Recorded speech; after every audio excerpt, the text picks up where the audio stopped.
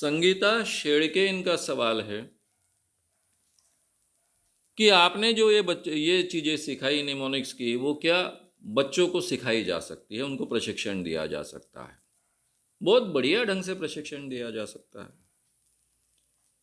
छोटे बच्चे तो बहुत स्पीडीली इसको आत्मसात करेंगे क्योंकि ये उनकी भाषा है, अभी उस भाषा में वो है।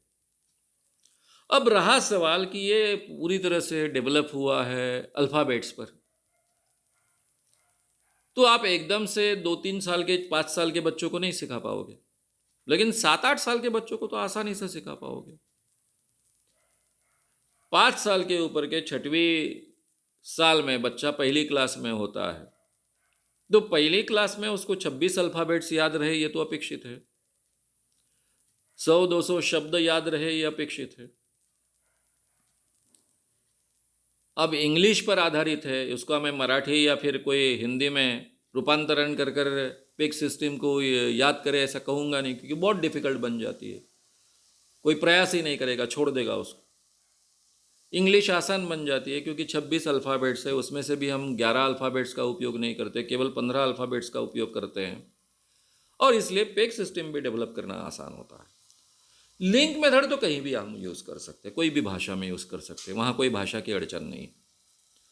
तो ये प्रतिमाओं के स्वरूप में याद रखना, उसका ट्रेनिंग उनको आप दे सकते हो, उनके स्टडीज़ बहुत आसान हो जाएंगे, उनको बहुत इंटरेस्ट भी आएगा, और नंबर्स को आप पेग्स में रूपांतरित करना एक बार बच्चों को सिखा दिया, 7-8 साल के बच्चों को आसानी से आप सिखा सकते हो।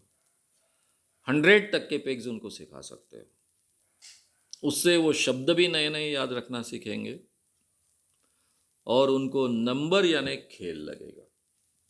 जब 10 साल का बच्चा किसी के भी सामने 50-100 आंकड़े नंबर्स याद रखेगा, हर नंबर्स आपके सामने बोलेगा, तो बाकी लोग भी दंग हो जाएंगे, उसको भी प्रोत्साहन मिलेगा और उसका उपयोग उसके स्टडीज़ में। नंबर्स तो हमें याद रखने होते हैं, नंबर्स का आवश्यकता भी हमारे जीवन में होती है, और नंबर्स का उपयोग केवल नंबर्स याद रखने के लिए नहीं होता है। क्रम के अलावा आउट ऑफ क्रम हमको याद रखने के लिए, आउट ऑफ सीक्वेंस हमको याद रखने के लिए उसका उपयोग होता है। तो ये दोनों सिस्टम्स हम बच्चों को पढ़ा सकते हैं, और फिर आगे चलकर मैं शब्द याद रखने के लिए इसका कैसे उपयोग करना है वगैरह वगैरह सिखाने वाला हूँ। वो अगर हम बच्चों को सिखा दें तो उनके लिए तो स्टडीज़ बहुत आसान बन जाएंगी, स्टडीज़ भी खेल बन जाएंगे। लेकिन ये वही बच्चों के लिए होता है जिनको हम सेल्फ स्टडी करना सिखा सकते हैं। तो उसका सबसे बड़ा फ़ायदा होगा कि इस बहाने हम बच्चों को सेल्फ स्टडी पर ज़्यादा जोर देने के लिए शुरुआत से प्रवृत्त करेंगे, और ये रेक्टिफिकेशन की दुनिया से वो बाहर आ जाएंगे और सही माने में विद्वान बन पाएंगे। तो इसलिए इसका बहुत सुंदर उपयोग हो पाएगा। आप अवश्य बच्चों को सिखा सकते हो, 7-8 साल के बच्चों को तो आसानी से सिखा सकते हो।